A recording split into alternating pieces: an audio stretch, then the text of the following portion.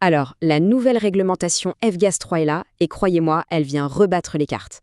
Pour toute personne qui manipule des fluides frigorigènes, son attestation d'aptitude, la fameuse ADA, est directement impactée. Et là, on touche à un point vraiment essentiel. Ce n'est pas juste une question de paperasse, loin de là. C'est la validité même de l'attestation qui est en jeu, et donc tout simplement la capacité à exercer son métier. Allez, rentrons dans le vif du sujet. Il y a une date butoir qu'il faut absolument avoir en tête. Elle est non négociable et elle concerne absolument tout le monde, tous les professionnels certifiés, sans aucune exception. Alors, concrètement, comment ça va se passer ? Le nouvel arrêté français est prévu pour novembre 2025. Mais attention, la période pour se préparer, c'est maintenant qu'elle commence. Et la date à graver dans le marbre, c'est le 12 mars 2029. Parce que passé ce jour, c'est simple. Toute attestation qui n'est pas à jour sera suspendue. Le mot d'ordre qui vient du secteur est assez clair, hein. D'un côté, on nous dit pas de panique, mais de l'autre, il faut bien comprendre qu'il est crucial d'anticiper, et ce, dès maintenant. En fait, l'anticipation, ce n'est même plus une option, c'est vraiment la seule stratégie qui tient la route.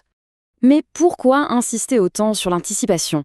Eh bien, imaginez un peu. On parle de milliers et de milliers de professionnels. Tous vont devoir se mettre à jour en même temps, sans oublier les nouveaux qui arrivent sur le marché. Forcément, si tout le monde attend le dernier moment, on court droit à la catastrophe. Des centres de formation qui seront complètement débordés, saturés. Bon, d'accord. Concrètement, comment on fait ? La bonne nouvelle, c'est que la réglementation a prévu plusieurs chemins.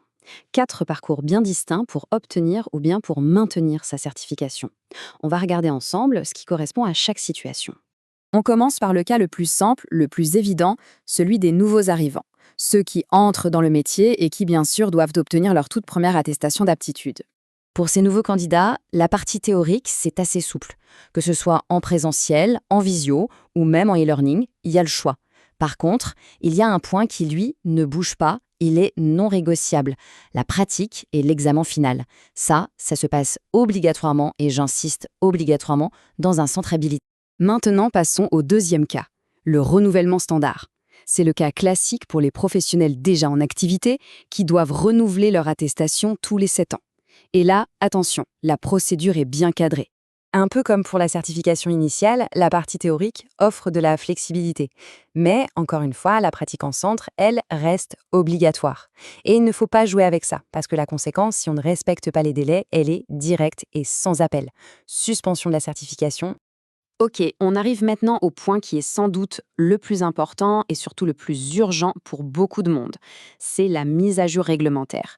Elle est obligatoire pour absolument tous les détenteurs actuels du NADA et elle doit impérativement être faite avant cette fameuse échéance de 2029. Alors, il y a une bonne nouvelle dans tout ça pour cette mise à jour, pas besoin de repasser un examen pratique. Ouf, il s'agit juste d'une vérification des connaissances théoriques via un QCM. Bon.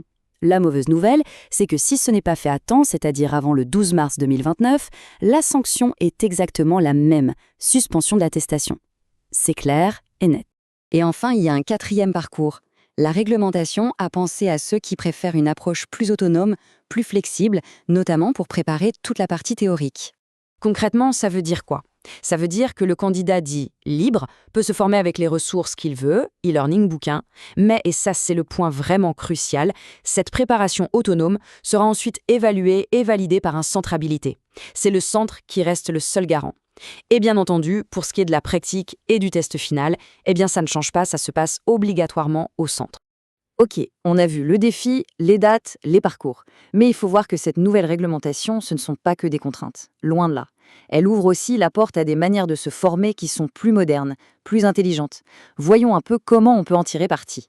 C'est là qu'intervient ce qu'on appelle la formation mixte ou le blended learning. Et là, c'est un peu le jour et la nuit.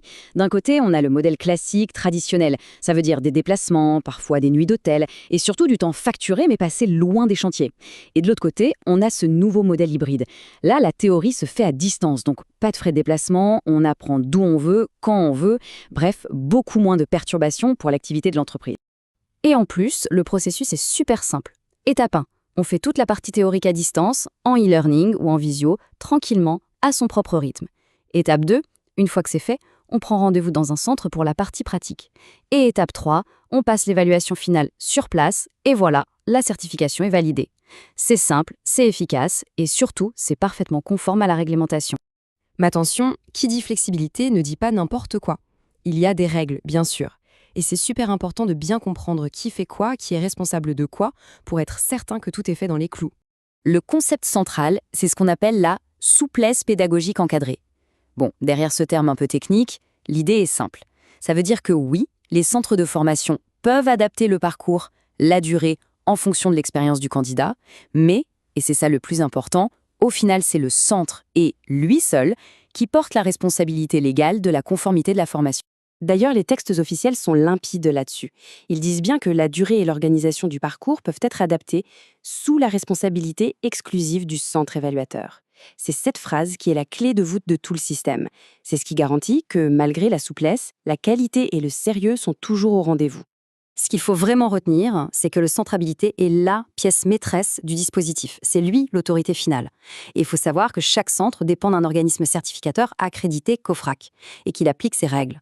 Du coup, les détails, les modalités d'évaluation ou les équivalences, ça peut un peu varier d'un centre à l'autre.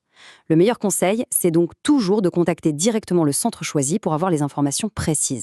Donc si on devait résumer tout ça en une phrase, ce serait quoi? La FGAS 3, c'est plus de flexibilité, c'est une bonne chose. Mais pour en profiter vraiment et pour éviter le double risque de se retrouver face à des centres saturés ou, pire, de voir son attestation suspendue, il n'y a qu'un seul mot d'ordre, l'anticipation. La grande question, maintenant, c'est de savoir comment chaque professionnel, chaque entreprise va s'emparer de ces nouvelles possibilités, de ces parcours flexibles, pour préparer sereinement l'échéance de 2029.